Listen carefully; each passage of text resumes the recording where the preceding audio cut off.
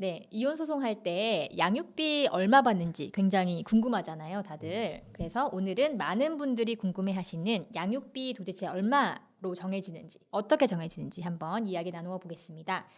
양육비는 부모가 이혼할 때 합의해서 정하면 가장 좋지만 합의가 어렵거나 또는 자녀의 복리에 반할 가능성이 있을 때 그럴 때는 법원에서 참고하는 기준이 있습니다. 바로 서울가정법원에서 정한 양육비 산정 기준표인데요. 현행 기준표는 2021년 개정판이고요. 이 산정 기준표가 법적 구속력은 없어요. 하지만 실제 재판에서는 양육비를 산정하는 출발점으로 매우 중요한 역할을 하고 있습니다. 그래서 오늘은 많은 분들이 궁금해하시는 양육비 도대체 어떻게 산정이 되는 것인지, 또 구체적인 산정 절차, 판례 등을 다 같이 이야기해보면 좋을 것 같습니다. 네, 양육비 산정 크게 네 가지 단계로 이루어집니다. 첫 번째 단계는 표준 양육비를 정하는 겁니다. 양육비 산정 기준표에 적혀 있는 금액은 일단 그 부모의 합산 소득이거든요. 그리고 그 세전 소득입니다. 따라서 부모의 세전 소득을 합산을 하고 자녀의 만 나이를 기준으로 기준표에 적혀 있는 교차되는 부분이 있습니다. 그 교차점이라고 설명을 드릴 건데 그 교차점의 금액이 얼마인지 확인을 한 겁니다. 그리고 이때 그 교차점에 적혀 있는 기준표상 금액은 자녀를 두 명을 키우는 가구를 기준으로 한 1인당 평균 양육비입니다. 그리고 그 두 번째로는 양육비 총액을 얼마로 할 건지 확정을 해야 됩니다. 이때는 자녀에게 건강상 어려움이 있다, 특별히 더 치료를 받아야 되는 부분이 있다고 하면 이러한 부분들, 그리고 뭐 예체능이라든지 특수 목적과라든지 해서 교육비가 남들과 좀 다르게 더 들어갈 수 있는 상황이라든지, 그리고 자녀의 수가 더 많다거나 또는 더 적다거나 하는 경우도 있을 수 있습니다. 이러한 그 각자의 가구마다 개별적인 사정에 따라서 표준 양육비에다가 가산을 하든지 감산을 하게 됩니다. 세 번째는 분담 비율을 정해야 되는 단계입니다. 부모 각자의 소득을 합산 소득으로 정했기 때문에 그거에 따라서 각자의 비율이 얼마인지 나눠야 됩니다. 그에 따라서 분담 비율을 정하게 되고요. 마지막이 이제 네 번째 단계가 됩니다. 네 번째 단계에서는 비양육자, 즉 키우지 않는 부모가 키우는 부모에게 정할 양육비를 그럼 얼마를 줘야 될지를 정하는 겁니다. 조금 전에 분담 비율을 정했습니다. 따라서 두 번째 단계에서 정해진 양육비 총액에다가 분담 비율을 곱해서 최종적으로 지급해야 될 양육비 금액을 정하게 됩니다. 물론 서울가정법원에서 양육비 산정 기준표를 제시하고는 있지만 양육비를 산정할 때는 이 기준표를 기계적으로 적용하지는 않습니다. 법원은 자녀의 복리를 위해서 다양한 특별 사정을 고려합니다. 예를 들면 첫째는 자녀 수입니다. 기준표는 2자녀를 기준으로 하기 때문에 자녀가 한 명인 경우에는 약 6.5% 정도를 가산합니다. 그리고 자녀가 3명 이상이면 21.7%를 줄여주는 방식으로 조정합니다. 둘째는 고액 치료비나 교육비가 필요한 경우입니다. 중증 질환 치료, 장애 관련 비용, 유학, 예체능 교육 등이 여기에 포함됩니다. 셋째, 부모의 재산 상황이 어떤가에 따라서 또 조정을 합니다.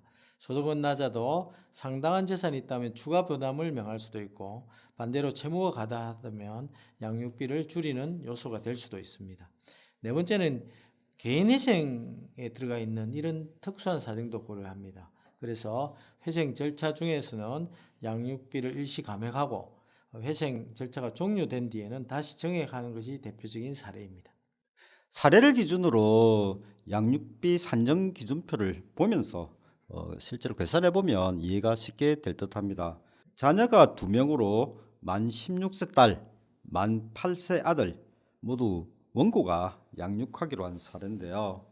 원고 소득은 150만 원, 피고 소득은 200만 원이어서 합산 소득은 350만 원이겠죠.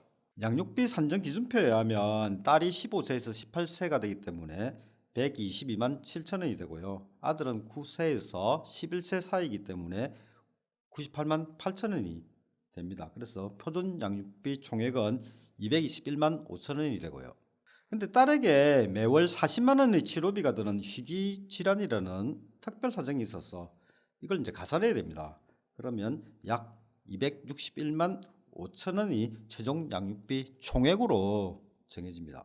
부모 소득 비율은 원고 150만 원, 피고가 200만 원이라 했지 않습니까? 그러면 소득 비율로 환산하면 피고의 양육비 분담 비율은 약 57%에 해당합니다.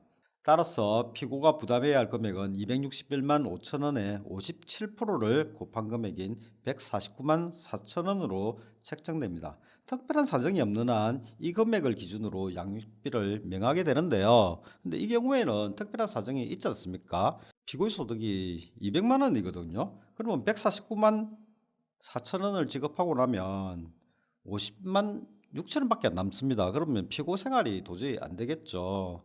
그래서 이런 경우에는 100만 원 정도로 총액이 정해지지 않을까 그렇게 생각됩니다. 예, 두 번째 사례는 자녀는 만 11세 딸이고 양육자는 원고인 경우입니다. 원고는 일정한 소득이 없고 피고는 월 200만 원의 소득이 있어서 부모 합산한 총 소득은 200만 원이 됩니다. 양육비 산정 기준표를 적용해 보면 나이는 9세에서 10세, 소득은 200만 원에서 299만 원 구간이기 때문에 표준 양육비는 72만 5천 원에서 88만 5천 원입니다. 합산 소득이 200만 원에서 299만 원의 최저치이므로 표준 양육비도 72만 5천 원이 기준이 됩니다. 다음으로 자녀가 한 명이므로 6.5%가 가산이 되기 때문에 부부가 부담해야 될 총 양육비는 72만 5천 원에서 6.5%를 가산한 77만 2천 원이 양육비 총액으로 확정이 됩니다. 그런데 이 사건에서는 원고가 자녀의 중증질환 치료 및 간병으로 인해서 소득활동을 할 수 없는 상황이었기 때문에 이러한 경우는 정당한 사유로 소득이 없는 경우로 인정되어 법원은 자녀의 최저 양육비의 28만 천 원의 절반인 14만 500원만 원고가 부담하는 것으로 보고 나머지를 피고에게 부담시켰습니다. 따라서 피고의 실제 양육비 부담액은 77만 2천 원에서 14만 500원을 제외한 63만 천 원으로 결정되었습니다.